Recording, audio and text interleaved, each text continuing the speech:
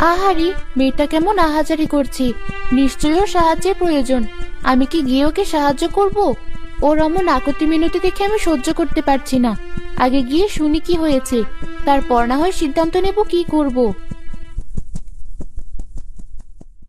মেয়ে, কি হয়েছে তোমার? এখানে বসে বসে ভাবে কাঁদছো কেন?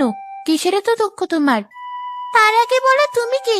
তোমাকে তো আমি চিনি না, তাহলে তোমাকে কেন বলবো আমার কি হয়েছে? তোমার তো দেখছি ভারী রাগ।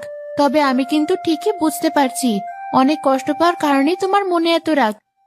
তুমি যাই বোঝো না কেন, আমি তোমাকে কিছু বলবো না। চিনি না জানি না, তোমাকে আমি কি বলবো? বেশ, তোমাকে তাহলে আমার পরিচয় দিচ্ছি, তারপর না হয় তুমি বলো। আমি হলাম পরিরাজ্যের সবচেয়ে ভালো আর দয়ালু পরী। আমি ভালো মানুষ আর ভালো পরীদের সাহায্য করি। তোমার কষ্ট দেখে আমার খুব কষ্ট লেগেছে, তাই তো জানতে চাইছি। দেখি যদি কোনো সাহায্য করতে পারি তোমাকে। তোমার কথা শুনে আমার অনেক ভালো লেগেছে। আমার সাথে কেউ কোনোদিন এমন করে কথা বলেনি। আমি দেখতে কালো বলে কেউ আমাকে পছন্দ করে না। এটা কি আমার দোষ? না না, এটা একদম তোমার দোষ না। তবুও সবাই আমাকে অবহেলা করে, আমাকে কষ্ট দেয়। আমার মা শুধু আমাকে ভালোবাসতো, কিন্তু তিনিও আমাকে ছেড়ে চলে গেছে পৃথিবী থেকে। আমার ভাই আর বোনও আমাকে বাড়ি থেকে তাড়িয়ে দিয়েছে। এখন আমি কোথায় যাব, কি করব, কিছুই জানি না। তোমার সাথে ভারী অন্যায় হয়েছে। আমি তোমাকে সাহায্য করব। এসো আমার সাথে।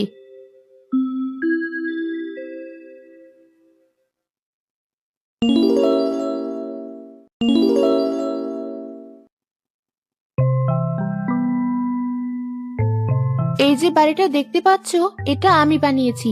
পৃথিবীতে আসার পর থেকে আমি এখানে থাকি। এখানে তোমার কোনো কিছুর অভাব হবে না। এখন থেকে তুমি এখানে থাকবে। কিন্তু আমি তো আমার বাড়িতে থাকতে চাই পরি। আমি একা তো সুন্দর বাড়িতে থাকতে চাই না। সবাই আমাকে যতই কষ্ট দিক, তবু আমি তাদের ভালোবাসি। সময় হলে তুমি নিশ্চয়ই যাবে।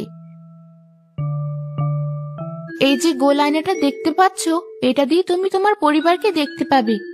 ঠিক আছে, এখন তাহলে এখানে থাকবো, কিন্তু আমার ইচ্ছে হলেই কিন্তু চলে যাব। বেশ, তাই যেও।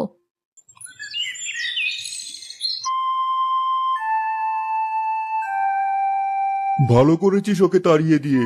আমি খুব খুশি হয়েছি। এখন থেকে আমরা খুব শান্তিতে এই বাড়িতে থাকতে পারবো।